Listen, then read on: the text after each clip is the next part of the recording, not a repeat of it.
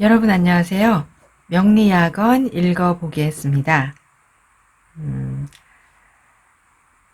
219쪽 식신부부터 읽어보겠습니다. 식신부, 양일간이 양간을 생조하거나 음일간이 음간을 낳아 기르는 것은 비유컨대 자식이 부모의 덕택으로 태어나는 것과 같고 부모가 자식의 녹봉을 먹고 사는 것과 같다. 가령 간목일간이 병화나 사화를 만나면 식신으로 삼고 인목도 병화의 생지이므로 식신으로 삼을 수 있으며 을목일간이 정화나 오화를 만나면 식신으로 삼고 미토와 술토도 정화를 속에 지니고 있으므로 식신으로 삼을 수 있다. 위천리왈 가령 간목일간은 병화를 식신으로 삼고 인목과 사화 속에 저장되어 있는 병화도 식신으로 삼으며 을목일간은 정화를 식신으로 삼고 오화와 미토와 술토 속에 저장되어 있는 정화도 식신으로 삼는다. 식신이 기운이 있으면 재성이나 정관에 못지 않으며 식신격이 성격되었으면 장수와 행복을 다 누릴 수 있다. 칠살이 식신을 만나면 원수 칠살의 기세가 갑자기 쇠약해지므로 일주가 칠살에게 손상을 입고 있으면 식신이 능히 어머니 일주에 원수 칠살을 갚을 수 있다. 위천리왈 칠살은 일간의 원수이고 식신은 일간의 자식이다. 칠살이 매우 왕성하면 일주가 손상을 입는데 식신으로 칠살을 극제하면 원수의 기세가 갑자기 쇠약해지므로 이는 곧 자식이 어머니의 원수를 갚는다는 뜻이다. 음일간이 식신을 얻으면 칠살을 가장 잘 굴복시킬 수 있으니 이는 어지러운 나라를 안정시키는 것과 다름없으며 양일간이 식신을 만나면 칠살을 가장 잘 굴복시킴과 동시에 정관을 잘 보좌할 수 있으니 이는 정권을 잡고 있거나 요직에 앉아있는 것과 다름없다.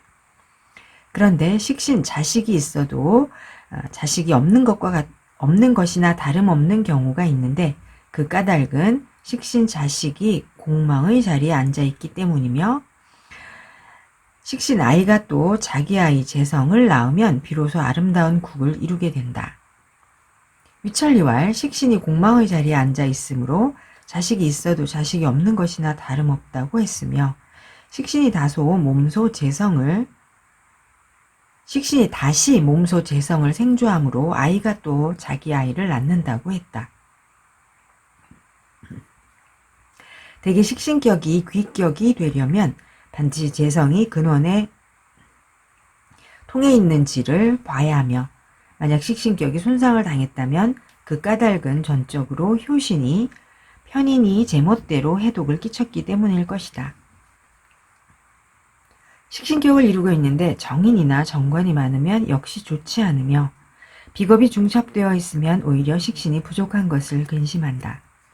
위천리왈 정관이나 정인이 많으면 틀림없이 식신의 힘이 약해지므로 역시 좋지 않다고 했으며 비겁이 중첩되어 있으면 오히려 식신이 부족한 것을 근심한다고 한 말은 이른바 서대승이 말한 목다 화치나 화다 토초나 토다 금매나 금다 수탁의 의미이다. 식신이 마침 원령에 당령하고 있으면 공허해지는 것을 염려하지 않아도 되며 식신이 상관과 조금이라도 뒤섞여 있으면 사주원국이 즉시 혼탁해진다. 일주가 강하고 식신이 적으면 가난하여 병이나 술잔이 텅 비게 되며 일주가 약하고 식신이 많으면 먹는 데서 재앙이 생기게 된다. 행운의 좋고 나쁨도 이에 준하여 탐구하면 되니 곧 식신이 많아서 근심스러우면 행운에서 편인 효신을 만나는 것이 유용하며 식신이 적어서 근심스러우면 행운에서 오로지 효신을 극제해야 비로소 근심이 없어진다. 위천리왈 식신이 이미 많으면 그 세력이 반드시 일간의 원기를 훔쳐서 설계하므로 식신을 극제하는 효신, 편인을 기뻐하며 식신이 이미 적은 데다가 식신을 극하는 효신까지 만났다면 식신은 틀림없이 존재하기 어려울 것이므로 효신을 극제하는 재성을 만나는 것을 기뻐한다. 식신이 있으나 식신이 재성을 만나지 못했으면 어찌 먼지로 만든 국이나 흙으로 만든 밥과 다를 바가 있겠는가. 식신을 용신으로 삼는데 갑자기 효신을 만나면 이는 바로 팔을 비틀거나 목을 조르는 것과 같다. 한편 사주 원국이 온통 식신으로 가득 차 있으면 일주가 자신의 주체를 버리는 예를 따르게 되니 한 가닥의 의로운 일주는 마땅히 식신을 따라가야 한다. 이 경우에 행운이 식신이 왕성한 곳으로 흘러가면 걱정할 일이 없어서 만일의 경우를 대비할 필요가 없겠지만 행운이 식신이 사절된 곳으로 흘러가면 틀림없이 곤란한 지경에 처할 것이다. 가장 기쁜 것은 행운이 재성으로 흘러 흐름에 따라 생주하는 것인데 그렇게 되면 벗을 만나 술잔을 주고받는 것처럼 기뻐할 것이다. 또 몹시 꺼리는 것은 행운이 인성이 강해지는 곳으로 흘러 식신을 극제하는 것인데 그렇게 되면 재앙이 원수같이 발생할 것이다. 행운이 관살로 흘러가면 비록 관살이 식신의 극을 받긴 해도 마땅히 상황이 어떠한지를 헤아려 봐야 하며 행운이 비겁으로 흘러가면 식신이 생주를 받는 듯 해도 허물이 있다. 위천리왈 이상은 종 식신격을 가리켜서 말한 것이다. 한마디로 말해 식신의 무리가 비록 많더라도 식신을 상관으로 논하진 않는다. 식신의 성정은 순수한데 어찌 상관과 같을 수가 있겠는가. 제12장 223쪽 상관부. 양간이 음일간에 의해 길러지거나 음간이 양일간에서 생겨나는 것이 상관인데 상관은 원래 순수한 한 가지 기운으로만 되어 있지 않고 오로지 정관을 극하기만 한다. 가령 병화일간이 기토나 충미토를 만나면 상관으로 삼고 우화 속의 기토도 병화일간의 기운을 몰래 훔쳐가며 정화일간이 무토나 진술토를 만나면 상관으로 삼고 임목과 사화 속의 무토도 똑같이 정화일간을 피곤하게 할 수 있다. 위천리왈 가령 병화일간은 기토를 상관으로 삼고 충미토와 오화 속에 들어있는 기토도 상관으로 삼으며 정화일간은 무토를 상관으로 삼고 진술토와 인목과 사화 속에 들어있는 무토도 상관으로 삼는다. 상관은 일주의 원신을 몰래 훔쳐가니 이미 선량하지 않으며 일간의 귀한 기운을 손상시키니 더욱더 제멋대로 거침없이 내닫는다. 위천리왈 이는 상관의 폐해를 말한 것인데 그 폐해는 일간을 설계할 뿐 아니라 정관을 극하기까지 하는 것이다. 그러나 선악이 어찌 정해져 있겠는가.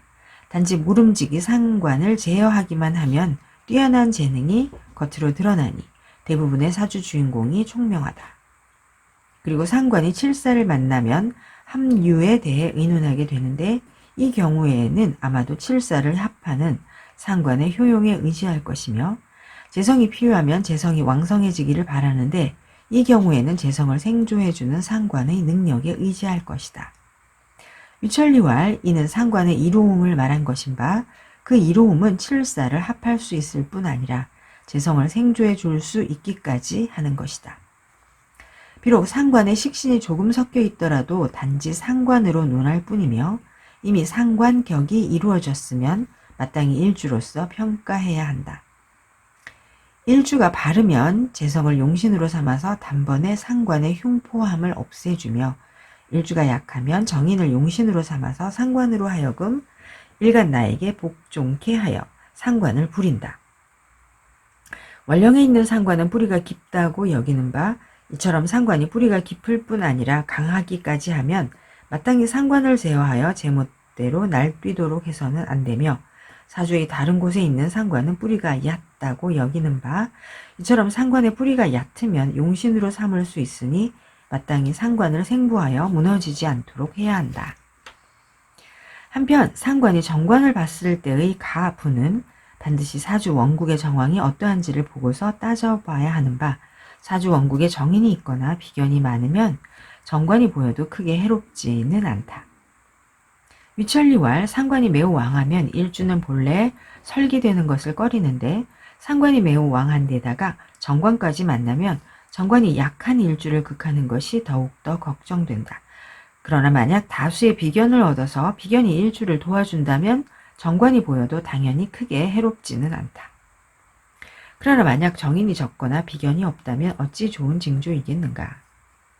그런데 뜻밖에도 사주를 가볍게 보고 오행을 억지로 구분하여 화토상관과 토금상관의 경우에는 마땅히 정인이 상관을 손상시켜야 한다고 말하는 바 극까닭은 정관인 수나 목이 무익하기 때문이라고 하며 수목상관과 목화상관의 경우에는 정관을 만나도 괜찮다고 말하는데 극까닭은 정관인 토나 금이 수나 목과 상성하는 관계가 되기 때문이라고 한다.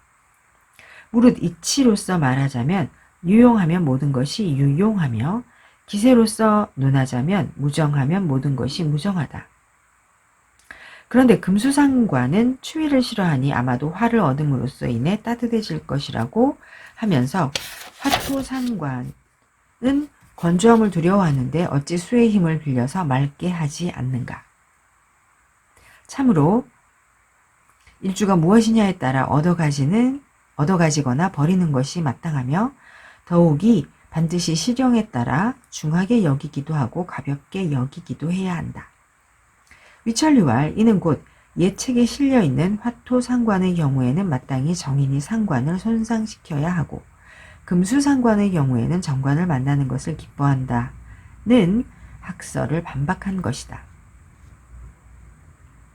행운에서도 마찬가지인 바 상황에 따라 적절하게 판단하면 된다. 곧 상관이 많은데 다시 상관의 운으로 흘러가면 일주의 기운이 다하여 시들어 말라버릴 것이며 상관이 적은데 다시 상관을 극하는 정인의 운으로 흘러가면 용신인 상관이 손상을 입어 슬픔에 잠길 것이다. 만약 재성이 앞에 있고 인성이 뒤에 있다면 반드시 인성과 재성이 다투지 않아야만 비로소 기람을 돕고 흉함을 억누를 수 있을 것이며 만약 인성이 앞에 있고 재성이 뒤에 있다면 반드시 재성이 인성에게 해롭지 않아야만 비로소 얻는 것이 있고 잃는 것은 없을 것이다. 비겁이 많아서 왕한 일주가 정관을 만나면 그로 인해 상관이 오히려 더욱더 맑아지지만 원령을 얻지 못하고 세력도 얻지 못한 일주가 정관을 만나면 어찌 일주에게 탈이 없을 수 있겠는가. 한마디로 말해 무엇보다도 먼저 상관이 재성을 만나는 것이 관건인 바 상관이 재성을 만나지 못하면 사주 주인공이 비록 교묘한 재주와 지혜가 있어도 결국엔 반드시 빈천하게 될 것이며 비록 인성을 얻는 것을 아름답게 여겨서 인성을 용신으로 삼더라도 상관과 인성이 능히 균형을 이루어야만 비로소 자연스럽게 출세할 수 있을 것이다. 한편 사주원국의 상관뿐이라서 상관이 제멋대로 날뛰고 있으면 모름지기 일주는 자신의 주체를 버리고 상관을 따라 종해야 하며 반드시 상관의 세력을 따라야지 상관의 세력에 대항해서는 안 된다. 이 경우에는 행운에서 재성을 만나야만 상관의 성품을 굽혀서 이끌어낼 수 있으며 만약 행운에서 인성 특히 정인이 갑자기 들어오면 반드시 서로 다투어 완전히 무너져 버릴 것이다. 위천리왈 이상은 종상관격을 가리켜서 말한 것이다. 식신에 비해 상관은 좋은 성분이 아니라서 상관을 많이 만나는 것을 기뻐하지 않으며 상관을 용신으로 삼는 것은 결국 방편에 지나지 않으니 그다지 중시할 필요가 없다. 네, 이렇게 해서 식신부와 상관부를 읽었습니다. 여러분 감사합니다.